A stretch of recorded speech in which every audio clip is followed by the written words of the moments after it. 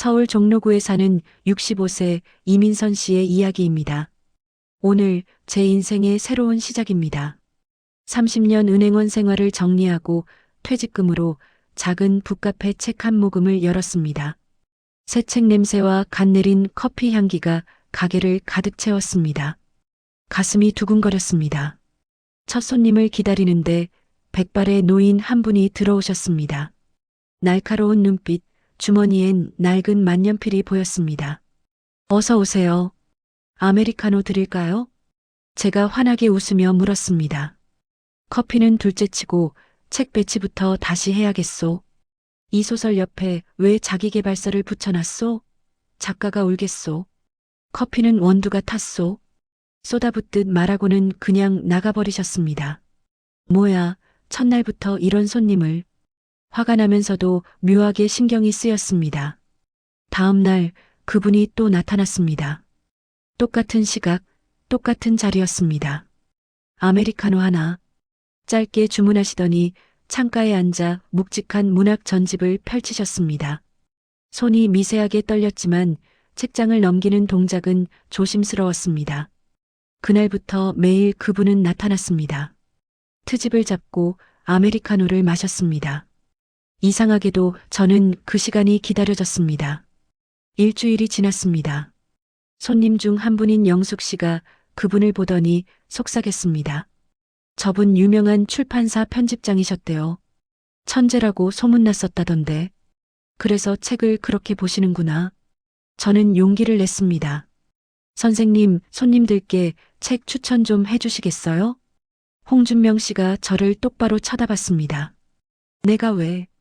커피 한 달치 드릴게요. 잠시 침묵이 흐르더니 고개를 끄덕였습니다. 좋소. 근데 내 추천대로 배치하시오. 그날부터 그분은 매일 2시간씩 손님들께 책을 추천해 주셨습니다. 20대에겐 카미를, 60대 할머니에겐 박완서를 권했습니다. 신기하게도 모두 만족했습니다.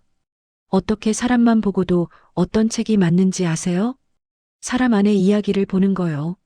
모든 사람은 자기만의 이야기를 품고 있어. 그 말에 가슴이 뜨거워졌습니다. 한 달 뒤 북카페는 입소문이 났습니다. 손님이 늘면서 저와 홍준명 씨는 자연스럽게 가까워졌습니다. 어느 비 오는 날 홍준명 씨가 우산 없이 나가려 했습니다. 제 우산 쓰세요. 괜찮소? 그때 계단에서 휘청하셨습니다. 제가 황급히 부축했는데 그분 손이 심하게 떨리고 있었습니다. 선생님 괜찮으세요? 아무것도 아니요. 강하게 뿌리치셨지만 얼굴이 창백했습니다. 저는 억지로 부축해 댁까지 모셨습니다. 작은 원룸, 책으로 가득한 방이었습니다. 들어오시오. 처음으로 부드러운 목소리였습니다. 차를 끓여주시는데 컵을 들 때마다 손이 떨렸습니다. 그날 밤 집에 돌아와서도 그분 생각뿐이었습니다. 저 떨리는 손에 무슨 일이 있는 걸까요? 그리고 왜 이렇게 가슴이 두근거리는 걸까요? 북카페는 날로 번창했습니다. 홍준명 씨는 매일 더 오래 머물렀고 손수 북큐레이션을 해주셨습니다. 영숙 씨가 눈치채고 장난스럽게 말했습니다. 둘이 참 잘 어울리네요. 얼굴이 화끈거렸습니다. 어느 날 문이 벌컥 열리더니 40대 여성이 들어왔습니다. 날카로운 눈빛이 홍준명 씨를 닮았습니다. 아버지, 지은아, 왜 여기를? 딸 홍지은 씨였습니다. 지은 씨가 저를 노려봤습니다. 당신이 우리 아버지한테 접근하는 사람이군요. 무슨 말씀을? 우리 엄마가 돌아가신 지 겨우 3년이에요. 무슨 의도인지는 모르지만 아버지한테 접근하지 말아주셨으면 좋겠어요. 홍준명 씨가 벌떡 일어섰습니다. 지은아, 그만해. 아버지는 가만히 계세요. 지은 씨가 쏘아붙이듯 말하고 나갔습니다. 공기가 얼어붙었습니다. 그날 이후 홍준명 씨는 나타나지 않았습니다. 일주일이 지났습니다. 가슴이 답답했습니다. 그냥 이렇게 끝나는 건가? 열흘째 되던 날 밤 북카페 문을 닫는데 홍준명 씨가 서 계셨습니다. 비에 흠뻑 젖은 모습이었습니다. 선생님, 미안하오. 내가 당신에게 짐이 될 것 같아서. 무슨 말씀이세요? 홍준명 씨가 떨리는 손을 보여주셨습니다. 파킨슨병이요. 3년 전 아내가 떠난 뒤 진단받았소. 이 손으로 더 이상 글을 쓸 수가 없소. 평생 꿈꿔온 마지막 책도 쓸 수 없게 됐소. 눈물이 글썽했습니다. 저는 그분 손을 꼭 잡았습니다. 제가 선생님의 손이 되어 드릴게요. 말씀하시면 제가 받아 적을게요. 정말 그래 주겠소? 네. 함께 써요. 선생님의 마지막 책. 그날 밤부터 우리는 매일 밤 함께 글을 썼습니다. 2달이 흘렀습니다. 원고가 거의 완성됐습니다. 우리는 매일 밤 글을 쓰고 낮엔 함께 산책했습니다. 행복했습니다. 그날도 북카페에서 작업 중이었는데 지은 씨가 나타났습니다. 뒤에 요양원 직원 2명이 따라왔습니다. 아버지, 이제 그만 집에 가요. 지은아, 나는 엄마가 돌아가신 지 얼마나 됐다고 벌써 여자를 만나다니 엄마를 배신하는 거예요. 홍준명 씨의 얼굴이 창백해졌습니다. 요양원에 가시는 게 좋아요. 이제 혼자 사시기 이제 힘들어지셨잖아요. 홍준명 씨가 저를 보셨습니다. 그 눈빛에 절망이 가득했습니다. 그분이 천천히 입을 열었습니다. 민선 씨, 미안하오.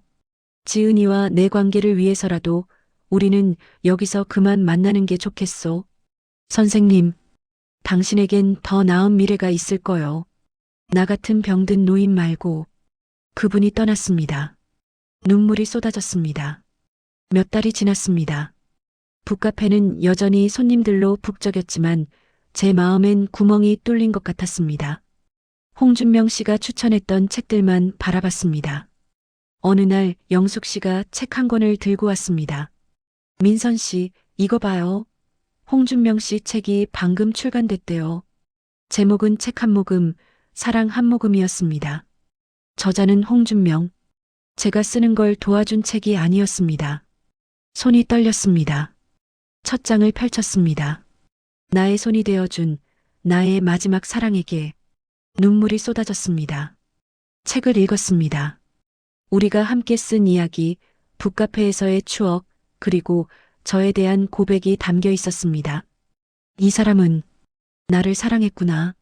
저는 책을 들고 뛰쳐나갔습니다. 예전에 갔던 그분의 원룸으로 달려갔습니다. 문이 잠겨 있었습니다. 옆집 할머니가 말씀하셨습니다. 그분 병원에 입원하셨어요. 서울대병원. 병원으로 달려갔습니다. 병실 앞에 지은 씨가 서 있었습니다. 울고 있었습니다. 죄송해요. 네. 아버지가 매일 얘기하세요. 책도 사장님 덕분에 완성하셨대요. 제가 잘못했어요. 엄마를 잃은 슬픔에 아버지의 행복까지 빼앗을 권리는 없었는데. 지은 씨가 병실 문을 열어줬습니다. 홍준명 씨가 창밖을 보고 계셨습니다. 저를 보자 눈이 휘둥그레졌습니다. 민선 씨. 저는 그분 곁으로 달려가 손을 꼭 잡았습니다. 선생님, 책 읽었어요. 왜 혼자 이런 고백을 숨겨두셨어요? 그리고 그 책은 어떻게 쓰신 거예요? 당신에게 짐이 되는 것 같아서 책은 목소리로 녹음을 해서 보냈소. 저도 선생님을 사랑해요. 이제 함께 가요. 우리의 이야기는 이제 시작이에요. 봄날입니다. 북카페 책 한 모금에서 작은 출판 기념회가 열렸습니다. 손님들로 가득 찬 가게, 책장마다 꽃이 꽂혀 있었습니다. 홍준명 씨가 제 손을 꼭 잡고 서 계십니다. 손떨림은 여전하지만 그 손의 온기가 제 마음을 따뜻하게 합니다. 옆에 지은 씨도 함께 서서 웃고 있습니다. 아버지, 축하드려요. 지은 씨가 진심으로 말했습니다. 홍준명 씨의 눈가가 촉촉해졌습니다. 고맙다, 지은아. 손님들이 박수를 쳤습니다. 영숙 씨가 샴페인을 터뜨렸습니다. 홍준명 씨가 조용히 연설을 시작했습니다. 저는 평생 책을 만들었습니다. 하지만 이 한 권의 책이 제 인생의 가장 소중한 책입니다. 왜냐하면 이 책에는 제 마지막 사랑이 담겨 있기 때문입니다. 손님들이 환호했습니다. 홍준명 씨가 주머니에서 낡은 만년필을 꺼냈습니다. 제게 건넸습니다. 이제 당신이 우리의 이야기를 계속 써주시오. 나는 당신 곁에서 지켜보겠소. 만년필의 무게가 묵직했습니다. 저는 눈물을 훔치며 그 만년필을 받아들었습니다. 함께 쓸게요, 선생님. 우리의 새로운 문장을. 창밖으로 벚꽃이 흩날렸습니다.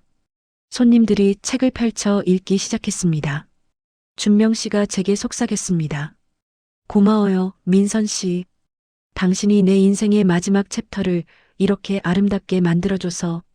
아니에요. 이건 끝이 아니라 시작이에요.